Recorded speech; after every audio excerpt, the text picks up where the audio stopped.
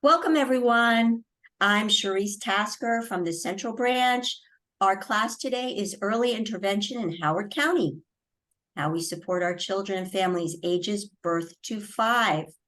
We have so many great classes at the library. Please make sure to check out our classes and events page and also the other YouTube videos that are on this on-demand page. HCPSS offers free screening and services for eligible children and their families.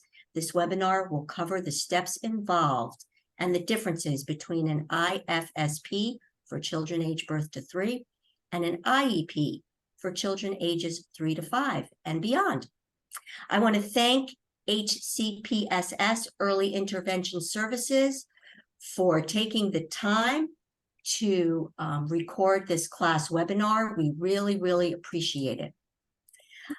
I'm going to introduce our speaker. Her name is Kim Collini. She's a special educator and program head for the Early Intervention Assessment Team. She has 28 years of experience working for the Howard County Public School System infants and toddlers and special education programs. Kim specializes in early intervention and oversees a multidisciplinary team that administers assessments to determine eligibility for early intervention or special education and related services. So I'm going to turn it over to Kim. Thank you so much for that introduction. I can't believe it's been 28 years. I am Kim Collini. I am the program head with the Early Intervention Assessment Team with the Howard County Public School System. I also have with me Miss Beth Cohen. She is a speech-language pathologist as well as a special educator on our team, as well as my tech extraordinaire. So she is going to help me advance through the slides and answer any questions that you may have. I'm hoping that I answer all the questions that you have and you are able to learn how the Howard County Public School System supports families and children ages birth to 5. All right, let's get started with a little bit of background with the law. This is IDEA, or the Individuals with Education Act. This is where everything that we do kind of stems from with the law. There is a link that will be sent to you as well, and that is the U.S. Department of Education website. It's entitled About IDEA. If you want to learn a little bit more about the history, you want to click the About tab on their webpage and then scroll down to the bottom where it says History. But basically, I'm going to give you a little bit of a feel for how all this came about. So in summary, in 1975, Congress enacted the Education for All Handicapped Children. That was actually called the Public Law 94-142. This supported states and localities in protecting the rights of, meeting the individual needs of, and improving the results of infants, toddlers, children, and youth with disabilities and their families. In 1986, a reauthorization was made, and that was called Public Law 99-457. That addressed the early intervention and mandated that individual states provide services to children born with disabilities from the time they are born. Previously, under that first law, the services were not available until a child turned the age of 3. So this public law right here, 99-457, is what we call Part C of the law. In 1990, this landmarks law changed to the Individuals with Disability Act, or IDEA, which you see on the screen there. The law has been since reauthorized, and the department has periodically issued new or revised regulations to address the implementation and interpretation of IDEA. If you're interested in all of that history, you want to go to this governmental webpage. It will actually list all the issued new or revised regulations for you. All right, so let's take a look at how Howard County supports children with delays or disabilities. A child's years are full of excitement and change for every parent. While all children grow and develop at their own rate, some infants and toddlers experience delays in their development. This can be a cause for concern. Early intervention is a system of services to help address these concerns with supports and services specially designed to meet the unique needs of your child and family. Remember, we talked about Part C of that law in the last slide. That is supported in Howard County through what's called the Infants and Toddlers program. And you can see that little kind of baby on the slide under Part C. And services are provided to families under an individualized family service plan. And we're going to talk a little bit more about that as we go along. Part B of the law, or the first part of that law that was developed, that is supported through special education and related services. And you can see that on our slide under Part B. Eligible students are provided support through what's called an IEP, or an individualized education plan, and that is ages 3 to 21. So birth to age 3, services are provided through the Infants and Toddlers program through an individualized family service plan, or an IFSP. And then when children are ages 3 through 21, children are determined eligible for special education, and their support is provided through an individualized education plan. So IFSP under Part C, IEP under Part B. Okay, so that's how we support the law for IDEA within Howard County. Now let's talk a little bit about those developmental milestones or red flags, or why you may want to access infants and toddlers for special education. Okay. So while parenting is an incredible journey, it's filled with joy and excitement as we watch our children grow and learn, it also can be a time of concern.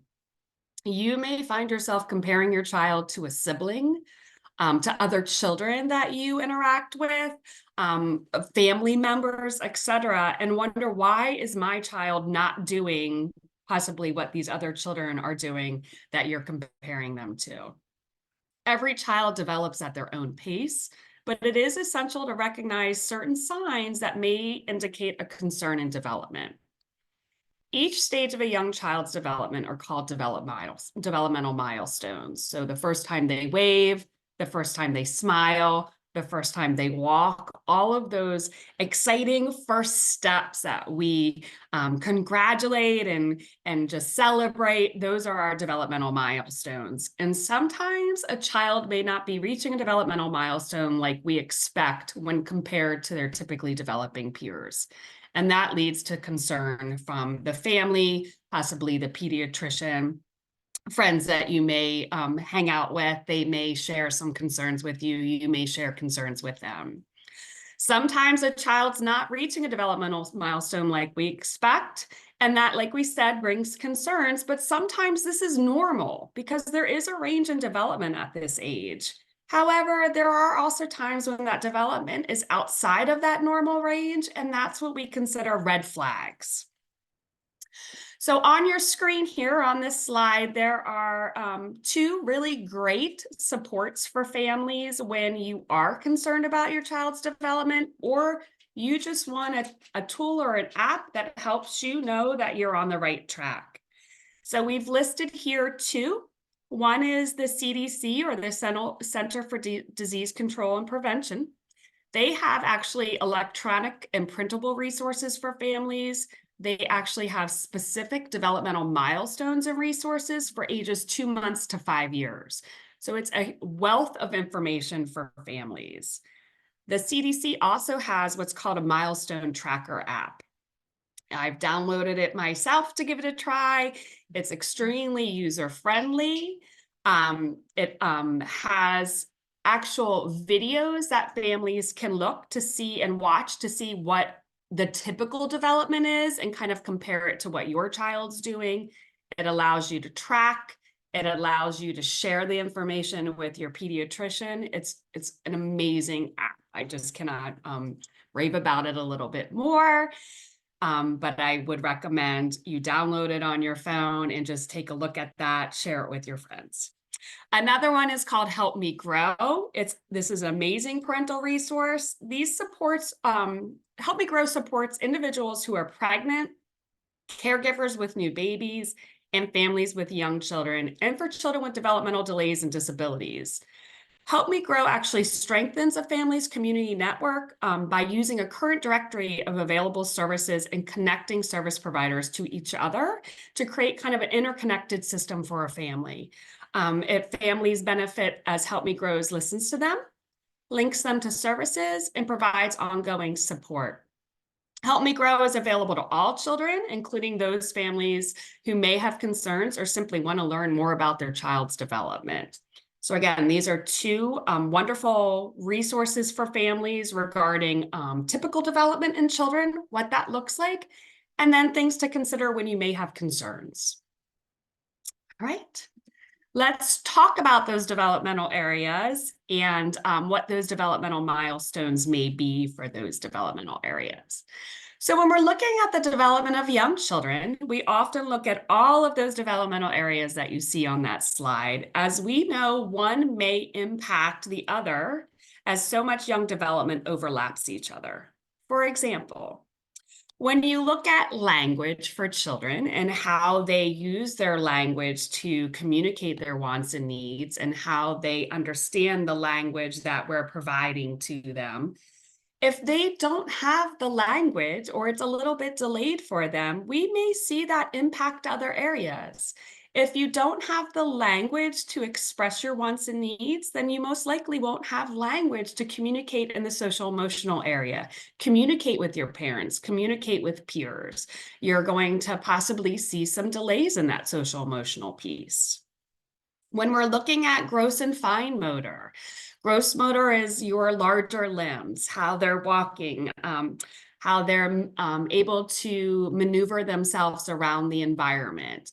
Are they able to walk and skip and run like we would expect of their typical peers? When they're younger, is their gait appropriate for them? When we're looking at fine motor, we're looking at our hands and those smaller motor skills. So is the child able to use a pincer grasp to pick up those little small pieces of food that you're giving to them? Are they able, as they develop, to grasp spoons? And then we're looking towards eventually pencil grasping and early writing and early language and literacy development. When we look at adaptive skills, we're really looking to see how is that child adapting to their environment? How are they getting their needs and wants met? Are they able to, how are they eating typically? Are they able to do some of those self-help skills by themselves? So that's kind of those adaptive areas that we're looking at. And cognition really is impacted sometimes from these other areas that may be delayed. Because like I said, if you don't have language, then it's going to be difficult possibly to show others what your knowledge is. And so for cognition for little ones at this age, we're really looking to see how do they perceive the world around them? How do they attend a task? How do they generalize information? And then we're really looking at that early concept development, like how are they starting to develop those early language and literacy skills? And then the last one is sensory processing, and that's a tricky one. Sensory processing can impact all of these areas. So how is the child responding to their environment tactily? Are tags on their clothes bothering them? Do changing seasons from warm weather to colder weather clothing, is that bothering them? And with sensory processing, it may bother children, but it's to the extreme and how much can they recover afterwards. So we're also looking at auditory. Do loud noises in the house bother them? We know often vacuums may scare children, but are we past that typical development of any noises in the house bothering them? Proprioceptive of how they feel the impact of their joints when walking, if they're crashing into things or seeking out big hugs from families often, they may be seeking that input to their body. So sensory processing incorporates many different areas: tactile, proprioceptive, auditory, olfactory as well, are smells bothering them, as well as kind of tactile sometimes, and eating can be challenging for them. So those are all of those developmental areas that we're looking for children. Some of these families aren't even aware that it could possibly be a concern. So we're there to help them and kind of explain all of these developmental areas and what is expected for a typical child and what may be a concern. All right, and the last slide here, or the next slide, I should say, is just a reminder to families out there and other providers of how important early intervention really truly is. And this is actually put out by the Division of Early Intervention and Special Education Services.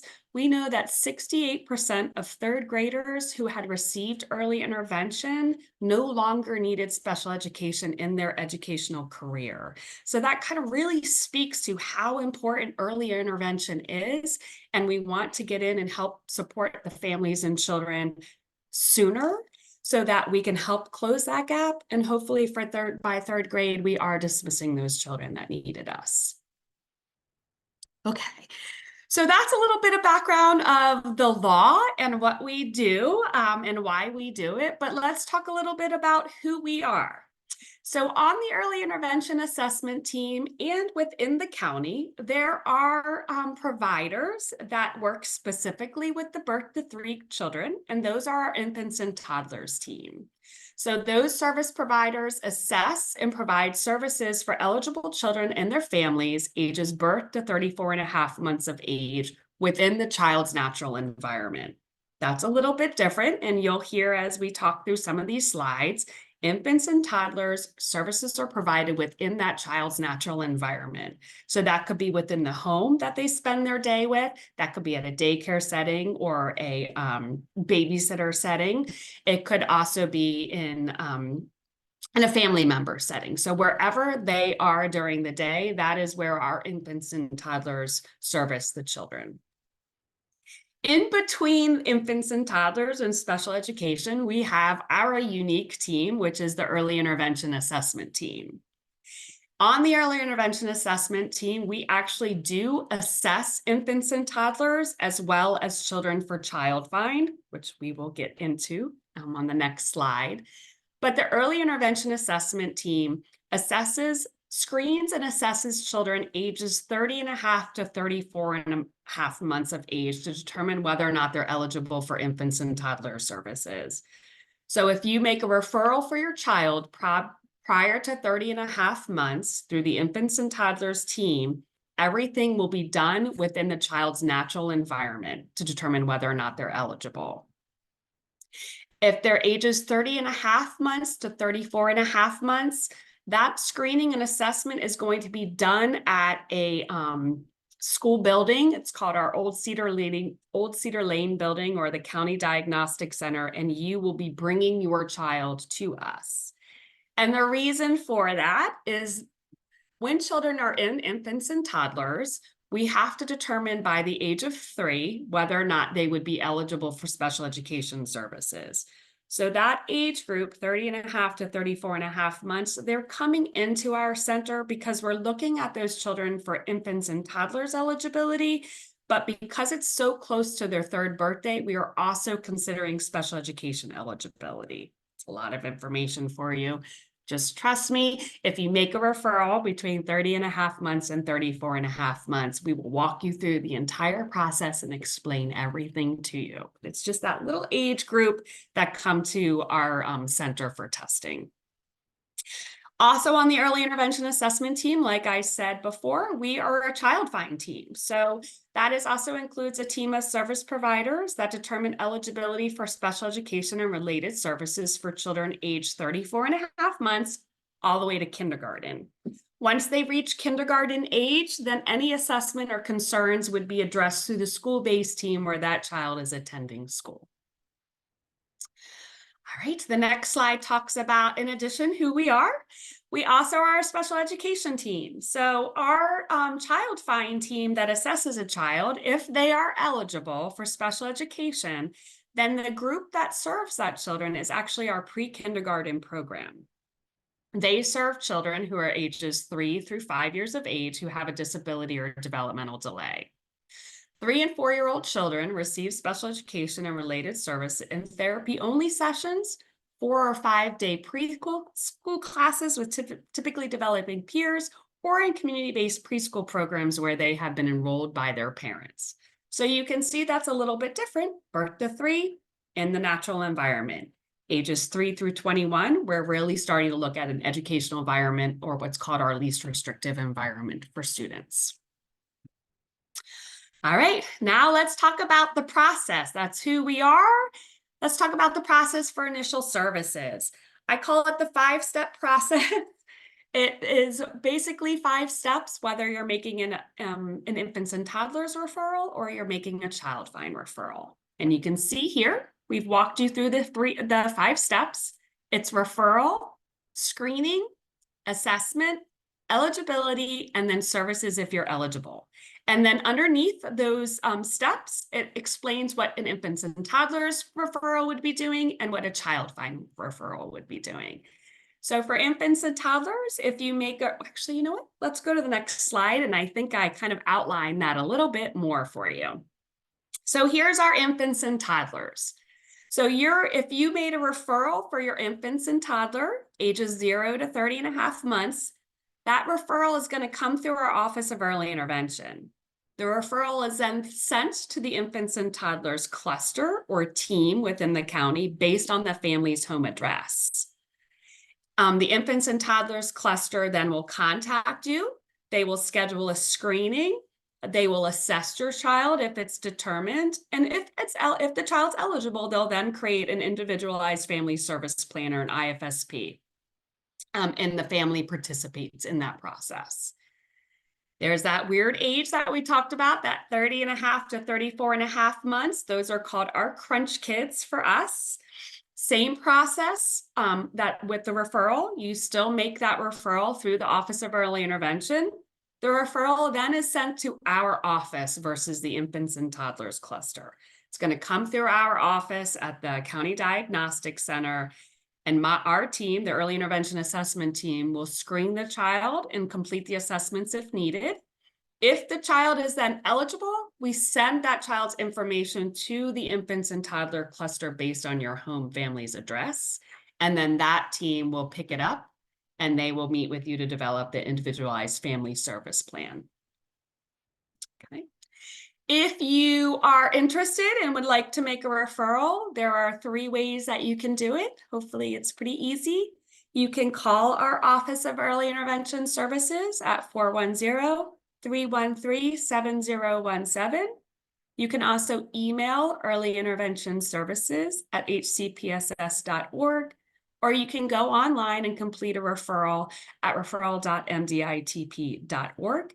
And that information gets sent over to our office in Howard County. And then again, based on the child's age, they will then send it to the infants and toddler cluster, or they will send us the referral at the Early Intervention Assessment Team, and we will contact you to schedule that appointment with you. So what to expect if you make a referral? All right, so when an infant or toddler is suspected of having a disability or developmental delay or any special health care need, he or she may be referred to the local infants and toddlers program by parents, a health or education provider, a child care or social service provider, or staff person from the NICU or hospital, just to name a few. So when children are born within the 3 days, if they are in need of our service, there actually is a nurse that is associated with the Howard County Public School System, and they will link that family with our infants and toddlers program while they're still in the hospital if the family is interested. Anybody, like I said, anybody can make the referral. If it comes from a referral comes from outside of the family, we will always contact the family to see if you still wanted to pursue that referral.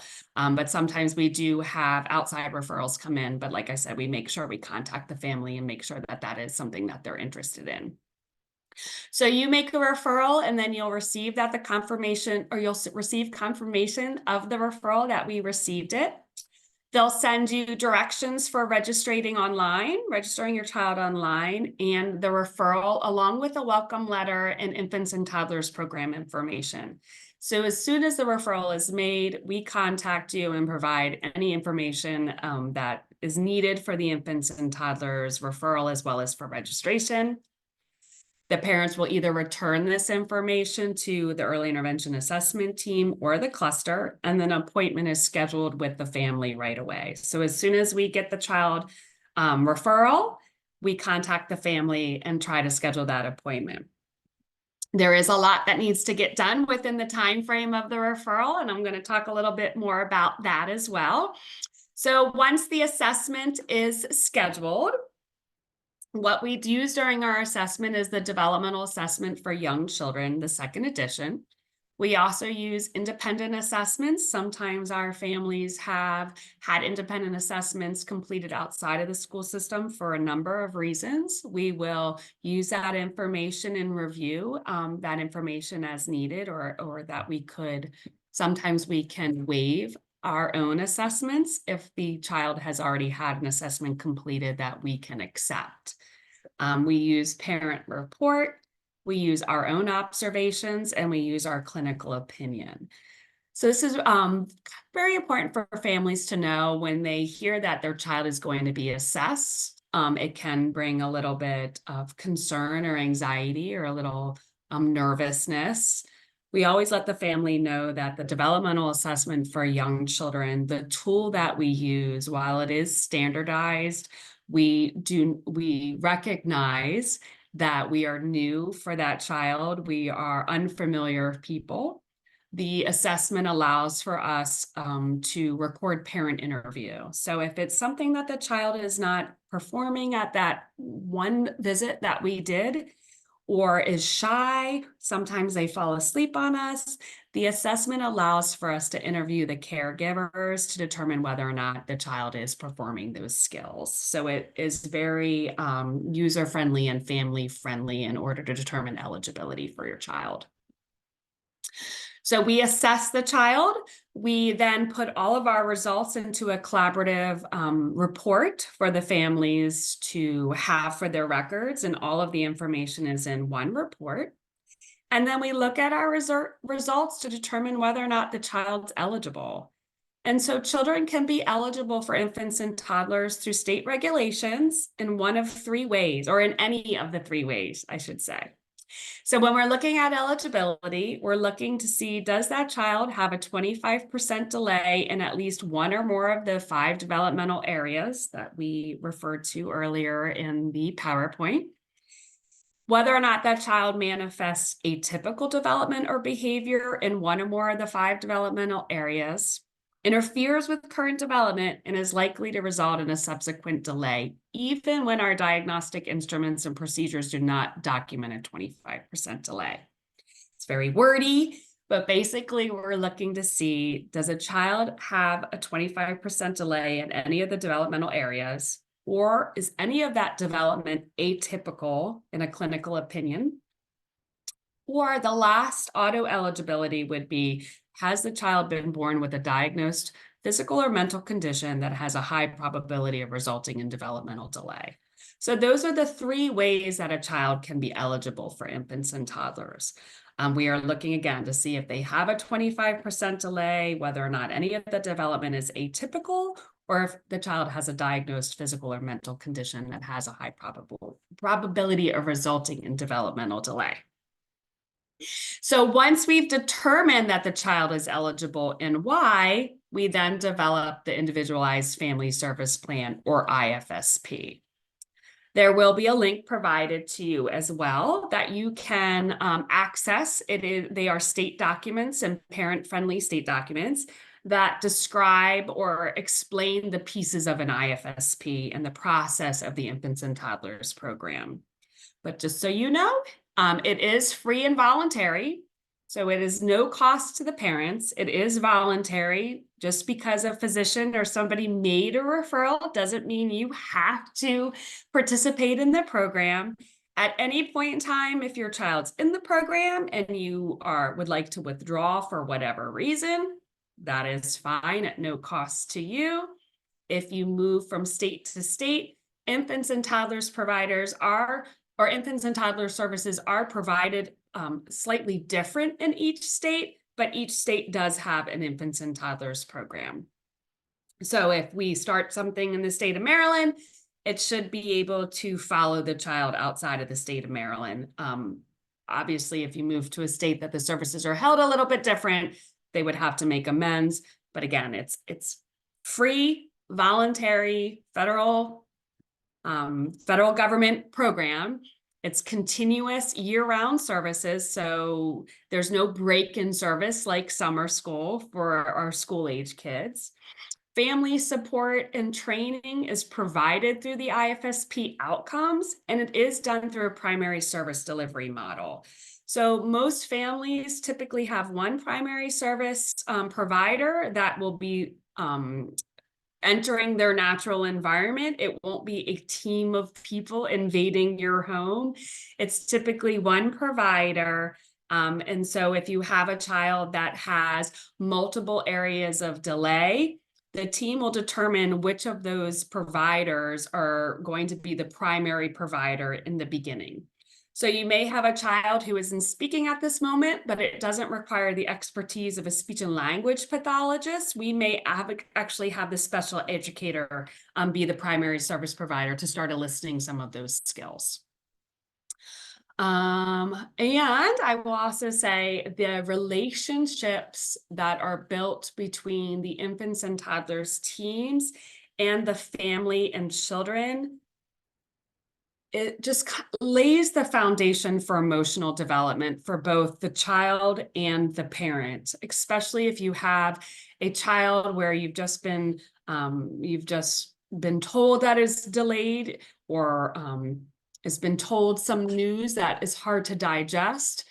As parents, you need that extra support, possibly, and that infants and toddlers team will be there for you. They will coach you through anything that you're struggling with within the home, whether it's directly with the child that's eligible for services or a sibling. Maybe homework time is rough in the house. What can we do to help make that easier for you? What kind of things can we help put into place for you so that the life the living, day-to-day living that you have with your child is easier, while we're embedding the skills within the daily routine for that child to learn and develop. So again, I can't stress how important our infants and toddlers teams are for families and children that are eligible for services. If you know anybody that's struggling with a child, maybe they don't know if the child is developing appropriately or not, it is free and voluntary. We don't discriminate on the parents' concerns. If you have concerns, we will be there for you, and we will help you determine whether or not they're typical or not. Sorry, I'll get off my soapbox now. All right, so now we've determined the child's eligible. We've determined that the child needs services. Now we're gonna write that IFSP, or an individualized family service plan. The individualized family service plan is a plan that addresses the identified needs for your family. It's the foundation for providing services and supports to meet the unique needs of your child and family. The IFSP documents is developed by a multidisciplinary IFSP team, including your service and coordinator and early intervention providers, and an expert on your child, which is you. So you're the expert of your child. You know what outcomes you need to work on, and you know what you need within your daily life. Their service providers through the Infants and Toddlers program is going to help you reach that goal. You, as a parent, are an important family member of the IFSP, and no one knows your child better than you, and no one understands the needs of your family better than you. So our service providers are there to support what you need within your family. All of this, I will say, is done within 45 days. So it is quick moving. It is fast. It can be overwhelming, but that is the timeline that the law allows us to get everything done. So within 45 days after your referral, we will have scheduled a screening. We will have assessed your child if needed. We have determined whether or not the child's eligible, and then we will develop that individualized family service plan with you within 45 days. Okay, that is the nutshell of infants and toddlers services. Now let's talk a little bit about special education preschool services in Maryland. So children, when they're in infants and toddlers, I talked a little bit about in the beginning, needing to determine whether or not they will be eligible for services for special education at age 3. So if your child is in infants and toddlers, that eligibility process to determine whether or not services are going to continue after age 3 is all part of that infants and toddlers program and we call it Transition from Part C to Part B. And we will provide a link to you that will enable you to look towards the Maryland website and look to some of those parent-friendly resources, and one of them being the Family Guide to Preschool Special Education. It is a wealth of information for you. The special education services are not only for children that received infants and toddlers. So if you have a child that's at 34.5 months prior to kindergarten and you're concerned, or maybe their preschool teacher's concerned about their development, you can then make a referral to childfind. So it is not just for children that were in infants and toddlers. There is a little caveat as well that may be a little bit confusing, but when you're in infants and toddlers and you go through transition to determine whether or not your child will be eligible for special education services, if they are eligible, you will be provided an option as to whether or not you want to stay on an extended IFSP or you want to transition to an IEP. Because that is a little, it's part of the infants and toddlers process and somewhat confusing. We're not going to go into depth about that process, but I did want to let families know that if they are in infants and toddlers and they are transitioning at the age of 3, there's a process where families can choose to remain on that extended IFSP or go to IEP. All right. So how do you make a referral for special education and related services? There are 2 ways that you can do that. You can call our childfind office at 410-313-7046, or you can email us at childfind@hcpss.org.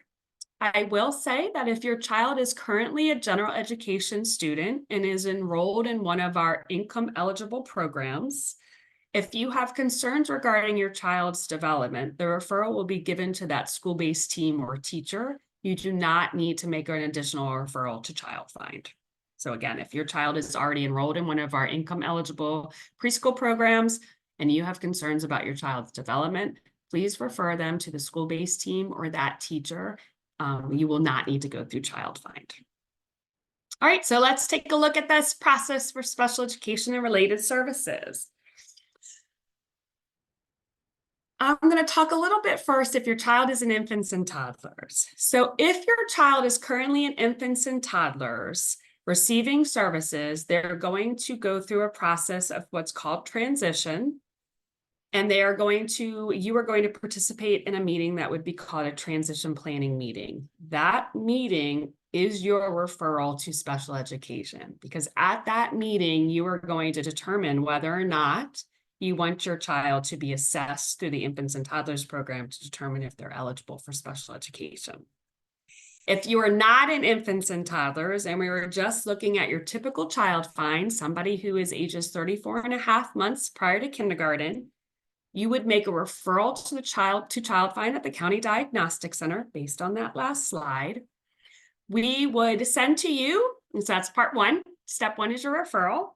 We will send to you a packet of information. You're going to get that back to us. We're going to talk a little bit more about that on the next slide. So you're going to get that back to us. We're going to screen that child. And then if we're suspecting an educational disability, we're going to recommend an evaluation and assessment as step 2. The child will be assessed by the childfind team. They will have a report developed, and we will review that at an additional IEP team meeting, which is step 3, whether or not the child's eligible. If the child is eligible for services, he or she goes to step 4, which is IEP development, and that will happen at your home elementary school or rec based on your home address. If your child is not eligible for services, then the process stops at step 3, and we may provide you additional resources to get you started. We may also say, right now we don't have any concerns, but if you're still having concerns in 6 months, check back to us. So there's many different routes that we can go for children when they're referred to childfind. Let's talk about what to expect at that on the next slide. So when you make a referral to childfind, we will send to you a packet of information. It will have directions on how to register your child. It will also have a parent referral and questionnaire for you to complete. There are also 2 ages and stages developmental questionnaires for children or parents to complete, similar to somewhat of our physicians' offices are doing. And then if your child is enrolled in a community-based program, we will send an educational report to the teacher so we can receive data or information on how the child is functioning within their general education classroom. Once we receive all of that information back from the family, our team of providers reviews the referral packet and determines what providers should be at that first appointment or that first screening or that first IEP meeting. And that's what you see here. So what to expect after you've completed everything for registration as well as for the referral. The team will contact you to schedule that first IEP team meeting. It's just the first meeting. Service providers are invited to that IEP team meeting based on the referral information. So if the family is concerned with communication, we're going to have a speech pathologist there. If they're concerned with social emotional development, we may have a school psychologist there. So the information that the family is providing to us is how we determine who needs to be at that screening. And then we schedule that appointment with you. You bring your child to our appointment. It'll look like we're playing games with them. We will perform a few tasks with them, but what we're really gathering is data for us to determine whether or not we're suspecting a delay or disability. So at that screening appointment, with the information that you've provided to us, as well as the additional screening information that our providers obtain at that appointment, they will determine whether or not they're suspecting an educational disability or delay. If they are, they will discuss with you what those are. They will discuss with you what assessments they're recommending, and then they will schedule that assessment for an additional date. So you're going to have to, after the screening, if assessments are recommended, you're going to bring the child back to us for an assessment appointment at another date. All right, let's look at the next step. So the child comes in for an assessment. It is arena style, which means if the child has been recommended for multiple assessments, we're going to have them all completed together. We do it as early childhood educators and service providers. We do everything collaboratively. Again, because we talked earlier how everything at this age kind of impacts each other. So you will have all providers at the assessment with you. We try to have as much fun as we possibly can with the children. We want them to feel as if they're there playing games and we aren't testing them. But we complete our assessments, hopefully in that 2-hour time frame. Sometimes children, they surprise us and we have to come back for another assessment because we are not complete. Most of the time, though, it is completed within that 2 hours, okay? And we are looking to determine whether or not they meet the requirements as having an educational disability or a developmental delay. Okay, so children ages 3 through 21 the eligibility requirements changes from infants and toddlers to special ed. So in special education, they have to have identified an educational disability, and we'll share what those are, or a developmental delay, which is that 25% delay in any developmental area, any atypical development, or being born, or being diagnosed with a physical or mental condition that may result in delay in the future. All right, so here is the list of the educational disabilities that a child would have to meet criteria for. We have autism, deaf blindness, emotional disability, which I will say for our younger children is not something that is not a typical educational disability that we would look at. It's not off the table, but when you see that as a parent, it looks pretty heavy. I just want you to know that for our early childhood children, we most likely do not look at emotional disabilities. Whether or not the child has a hearing impairment, whether or not there's an intellectual disability, this one as well, I will say for our younger children, is not an easy one to suspect and rule in or rule out. So usually for our little ones, if we're considering a cognitive impairment at this time, we may just be looking at developmental delay, because that would allow for them to be eligible if they have a 25% delay. And at that age, it's very challenging to consider a child as having an intellectual disability. Multiple disabilities is also one of our options. Orthopedic impairment, other health impairment, specific learning disability. That is another one that we usually tend to look at after 3rd grade, because we really need to see the child's progress in both math and reading. Speech and language impairment, traumatic brain injury, and visual impairment. So those are the only educational disabilities that we are allowed to say a child is eligible for special education services with. In addition, I want to add the developmental delay, because it is not listed here, but it is whether, I just want to remind you that we are looking to determine if a child's eligible under one of these educational disabilities or is eligible under that developmental delay. 25% in one area, atypical, or a diagnosed mental or physical condition, resulting in high probability of delay. So sometimes we test a kiddo and they don't fall in any of these educational disabilities, and that's when that developmental delay comes in handy for us. We are not ready to say that a child has one of these educational disabilities, but we know that there are some delays happening, so we want to make them eligible under developmental delay. Developmental delay can be carried through their 7th year. So prior to turning 8, we would have to relook at these educational disabilities on this slide to see if the child continues to be eligible. So developmental delay really does provide the child time to develop, and for us to see if that delay will close. Can we close that gap? Or are we looking at a child that really does have one of these educational disabilities at a little later in their educational life? So let's talk about what to expect when you come in for our assessment. And I feel like I talked about this a little bit. I apologize. But our assessment service providers are participating in the assessment depending on the areas of concern. So at that first appointment, that team has made recommendations for what assessment and who should complete those assessments. And then we schedule the assessment to meet those recommendations. It is arena style, so we're all there in the same room together.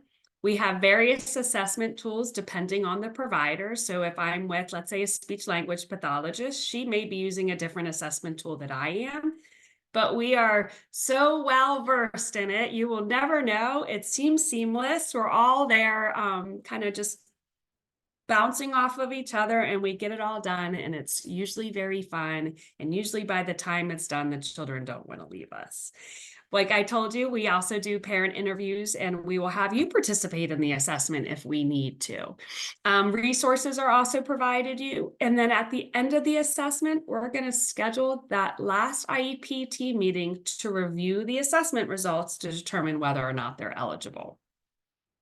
So we get one meeting for the screening, one meeting for the assessment, and then you have to come back to talk about whether or not the child's eligible. So when we're completed that assessment, we will provide a copy to you 5 business days in advance so that you have time to read the report, digest any of that information, gather any questions that you may have. And then we're scheduling this IEP team meeting. Remember, the infants and toddlers was done within 45 days. Special education has 90 days to get this all done. So 90 days from your referral, we have to hold a screening. If the child is suspected of being eligible, we need to hold that assessment. We need to complete the assessment, write the results, and hold this eligibility meeting all within 90 days. If the child is determined eligible at this IEP, we're going to then let the family know that they are eligible, what school that child's information will be going to for that team to develop the IEP.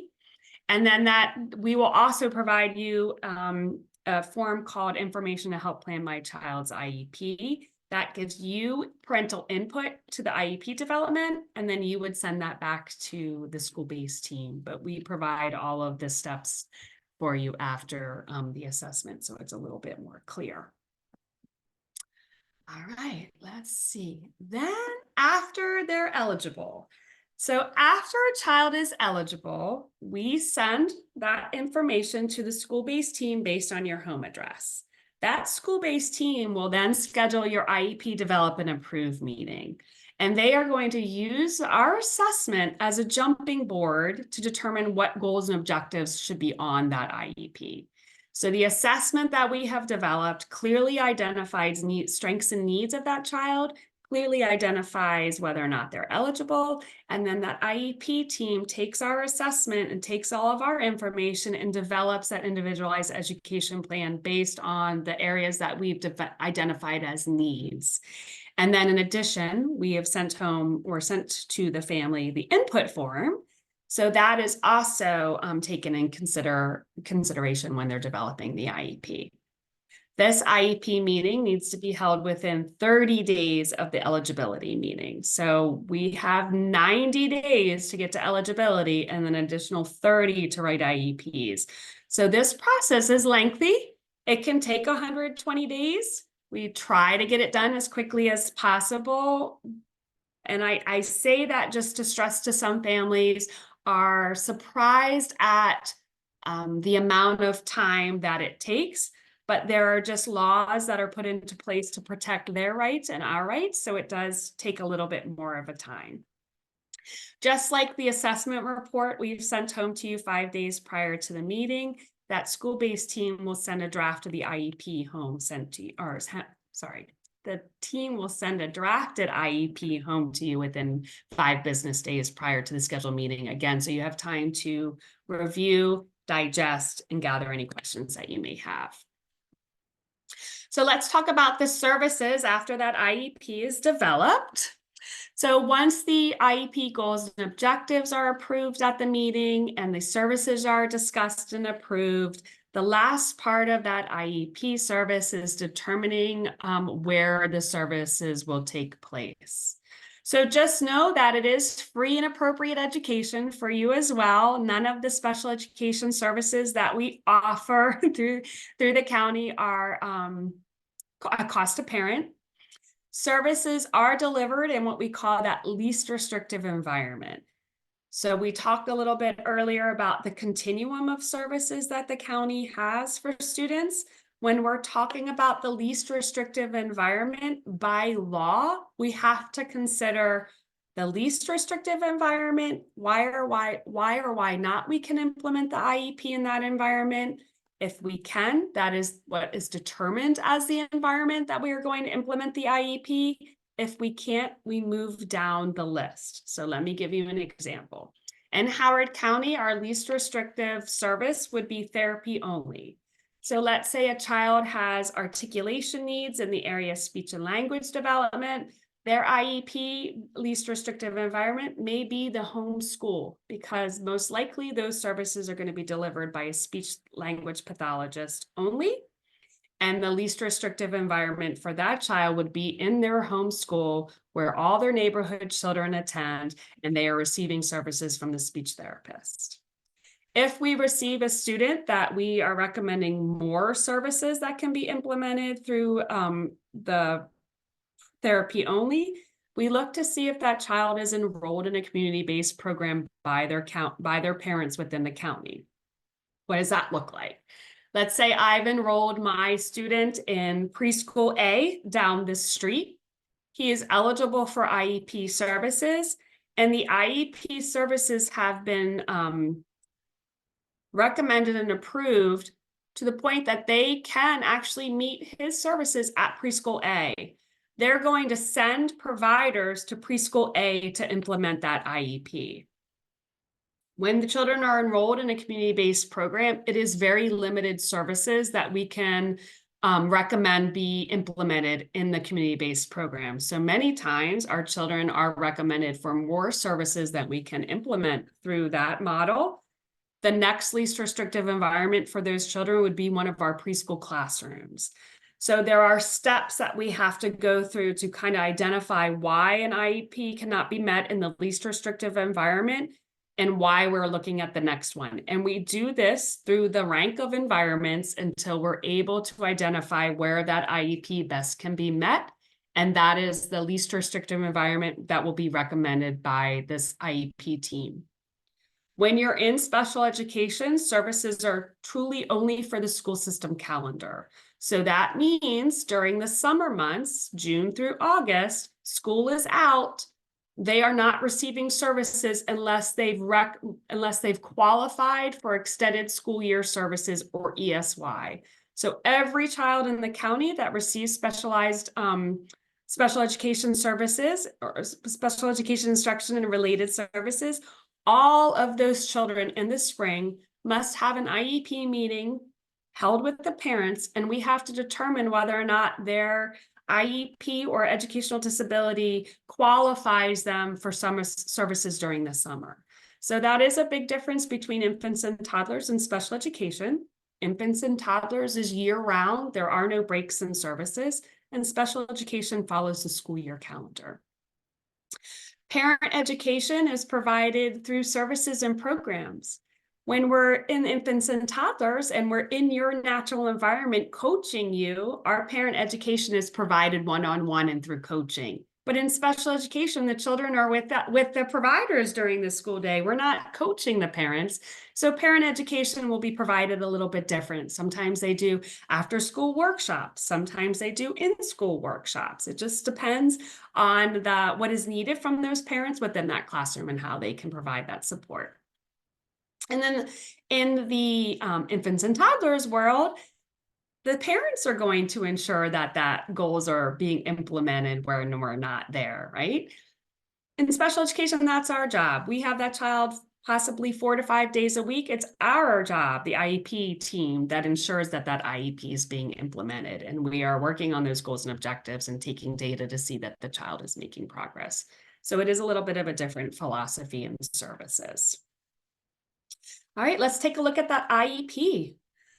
As required by law, the IEP, or the Individualized Education Program document, puts into writing your child's present level of performance, so where they are functioning currently, and that is going to come through our assessments. Goals for your child's development and school readiness. So when that team receives our report, as well as the parent input, they start developing goals that will address the child's needs within that IEP. The IEP will also document the services that your child will receive related to the goals and their frequency and duration. So let's say, are we receiving speech therapy? Is it 1 time a month for 30 minutes? Is it going to be 2 times a month for 30 minutes? It's very outlined for you on that IEP, as well as the specialized instructional hours. And then last but not least, like I just talked about on that last slide, it's the least restrictive environment that the services will be provided on. And then you as a parent for an initial IEP have to sign off to initiate services. And then they get a date with you and that child begins in our program. I will say there is a time in the spring where there may be discussions held with families as to what is the best interest for your child. Let's say we've gone through this process and it's May 20th and there are only 2 weeks left to the school. You may decide with that IEP team that we're not going to implement the IEP for the last 2 weeks of school. We may start that in the fall. So there, at any point in time, children are entering our program throughout the school year. There is no start or end time. There is more of a discussion as we get later this spring as to what best meets you as a family and that child as a learner. All right, and last but not least, just the ultimate goal of early intervention and preschool special education is to enable all young children to be active and successful participants at home, in the community, and in places like childcare or preschool programs. And that is just a wonderful quote from the Maryland State Department of Education. That is our ultimate goal. We just want them to be able to participate within their life as close to their typically developing peers as we can possibly get. So that's what the Maryland State Department of Education would like us to do, but how do they know that we're meeting this goal? So a few years ago, maybe more than a few, the federal government came down with this great idea of taking data by using what's called the Child Outcome Summary. So in the state of Maryland, or Maryland Department of Education, they are looking at what's called our cost data to determine whether or not we're narrowing the gap in development that exists between preschoolers with special needs and their same age peers. So we are keeping a close contact on that data. So IDEA requires that all states measure the effectiveness of early intervention and preschool special education services by reporting on 3 early child outcomes. And we're going to talk about what those 3 early child outcomes are. So in our assessments, you will see something, a section related to the child outcome summary. And then if your child is eligible and you develop that IEP with the team, this part, this child outcome rating or the child outcome summaries, is actually part of the IEP as well. And that team will talk to you about what you see your child doing within your natural environment, what you would like to see your child doing or improve at, and areas of strength or needs, similar to what the IEP is. So there are 3 areas we look at. Children have positive social relationships. They're able to acquire and use their knowledge and skills, and they're able to appropriately behave to meet their needs. So these 3 areas, we look at every child that comes through with the data from the family and from our assessments and from our informal information, and we put an outcome on there and a rating as to how close the child that we're assessing is in relation to their typically developing peers. It's the start of the conversation within the assessment, but I would say the meat of this conversation really happens at IEP development for special education. And in the infants and toddlers program, they're going to kind of be talking about this with you throughout the program. And we have to complete and report our cost scores or our child outcome summary scores as a part of the child's IFSP or IEP. When they enter the program, we have to look at it annually, and then we have to do it upon exit from preschool special education services to determine where their skills fall in relation to expectations for children their age, and whether or not we have done our diligence in helping close that gap for that child. All right. That sums it up basically for how Howard County supports children ages birth through 5 within the county through special education and infants and toddlers. I want to thank you. I'd love to hear from you. If you have any questions, you can certainly email me at kimberly_cleany@hcpss.org. You can certainly also email the childfind at hcpss.org with any questions you have, and we will get the answers right back to you. So thank you so much for hanging in there and attending. And if you have any questions, like I said, just go ahead and give me an email and I will do the best to answer them. Thank you so much.